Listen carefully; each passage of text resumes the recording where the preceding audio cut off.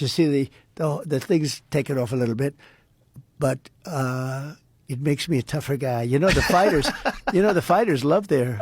Bo Nickal, he's a great fighter. Yeah, I love Bo Nickal. How's he going to do? I think he's terrific. He's great. He's a fantastic fighter. He was almost like undefeated in college. He's a fantastic wrestler and one of the best mixed martial When artists. is he fighting again? He's fighting in Madison Square Garden in November.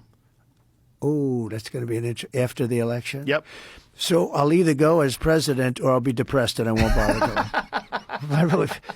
I think they're having a fight right after. One of the things that was fascinating also was the denial of the election results is a pretty common thing. Hillary Clinton famously denied that and she called you an illegitimate president, and she said that Russia put you in place. Even though she conceded. Yes. She conceded the night of the election because she was beaten.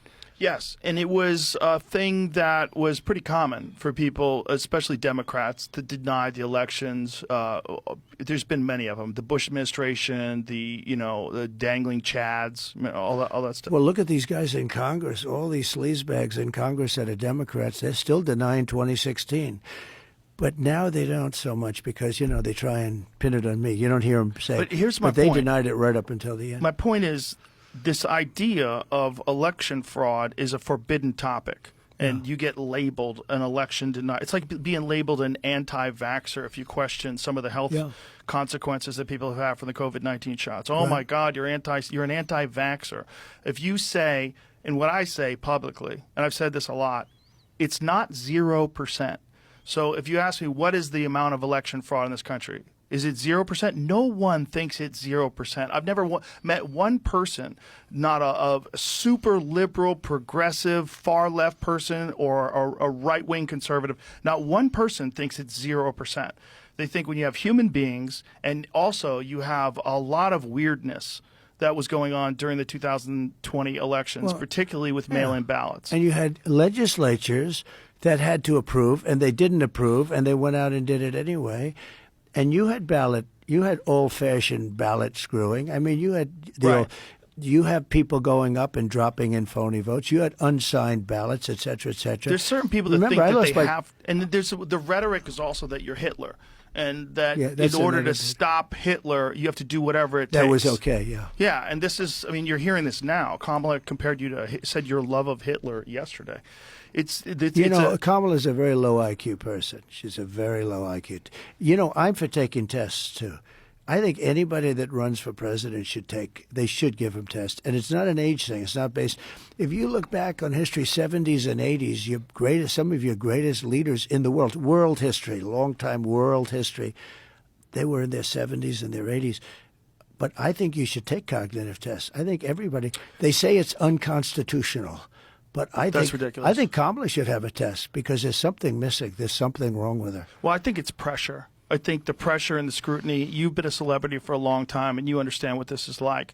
But for someone who's in her late 40s, who becomes the vice president, who runs for president, becomes the vice president, and then all of a sudden the weight of the world is on your shoulders and there's all these people paying attention. A lot of people clam up. But you either have it or you don't. Correct. Look.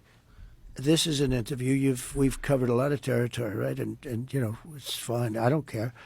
I want to. I think it's much more interesting. To do an interview with Anderson Cooper, a crazy softball interview. She took 2 days off and she studied all day long, and then she comes out with a result that was a real embarrassment. That was a really bad interview. She couldn't answer a question, and every question's not answered. I mean, like, what would you do your first day in office? Okay, I'll build a wall. I won't build a wall. There's 100 things you can say. Just say anything, right? There's something off with her. Well, I also think, Joe, we're dealing with the smartest people. They hate when I say, when I call President Xi, they said, he called President Xi brilliant. Well, he's a brilliant guy. He controls 1.4 billion people with an iron fist. I mean, he's a brilliant guy, whether you like it or not. And they go crazy.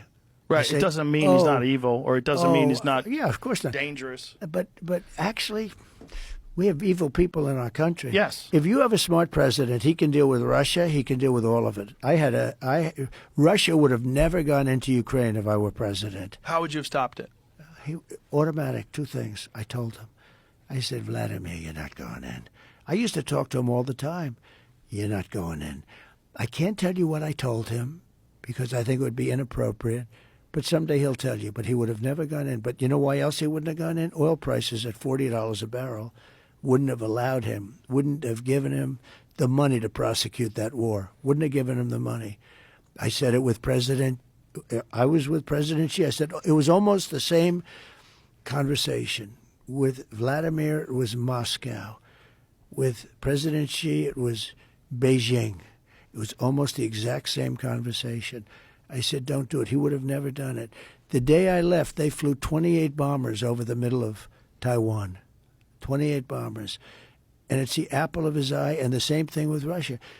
It's the apple. Ukraine is the apple of his eye. I used to talk to him. I had a very good relationship with him. He wouldn't have done it. He would have never done it. But he also wouldn't have done it because of the... You know, one of the reasons that what happened is, number one, he doesn't respect Biden at all. Not even a little bit. And who the hell would? But he doesn't respect him. But when he saw what happened in Afghanistan, how horribly that was handled, number one, you take the soldiers out last, not first. Okay, that was their big mistake. And we had that thing charted out, and they weren't obeying us. They weren't. Abdul is the head of the Taliban. Boom, boom. He had to do all these things. Some he didn't do. I said, nope, you got to do them all. This guy he immediately took he left the equipment behind, 13 soldiers dead, but he took everybody out. He took his soldiers out before. A child would know. That's where Milley was so stupid. He was such a stupid guy, Milley. Okay, those generals should have all been fired. The people that were involved with Afghanistan should have all been fired. Then they'd be writing books about him, how stupid he was and bad he was. But you take your soldiers out last. I had a big rally, and I saw a child in the front row about a year and a half ago, and I called the child up. I said, do you mind if I borrow your child? Oh, yes, please. And they came up, kids 5 years. I gave them quick details, you know. I said, we want to get out of this place, and we have this, and we have this, and we have the equipment. I gave them a little thing. I said, do you take your soldiers out first or last after everything's done? You take them out last, sir. A child would know that. We took our soldiers out first. What was your plan? And we left Bagram. Well, not only that, we left billions of dollars worth of equipment and military vehicles that they use for parades now. The best equipment, to embarrass us, the best equipment in the world. The Taliban parade where they've got tanks rolling down the streets and Blackhawks flying is the craziest thing I've ever seen. The fact that we left all that stuff there. The best equipment in the world behind. What would you have done differently? Well, number one, we would have taken it out. Just so you go back a little bit further, I had a couple of conversations with Abdul. And from the time I had those conversations, because they were shooting our soldiers, with the sniper stuff, they were shooting a lot of them. They were shooting a lot with Obama, much less with me, but they were shooting them. And I said, get this guy on the phone. The press went nuts when they heard this. I had a great conversation with him. It was a tough conversation. 18 months later, there wasn't one soldier that was ever shot at. And even Biden admitted it in a moment of stupidity because he shouldn't admit it. His people went nuts. He said, yeah, well, I will admit, no soldier. We didn't have a soldier killed in 18 months in Afghanistan. Not one soldier was killed because he understood what was going to happen if that happened. I didn't have one soldier. Then when I left, after having gotten more votes than any sitting president in the history of the country and much more votes than he got in 2016, when I left, they started shooting our soldiers.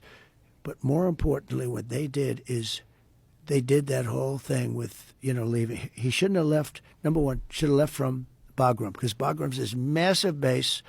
It's got tremendous acreage around it, tremendous. It's a very big, it was built many years ago.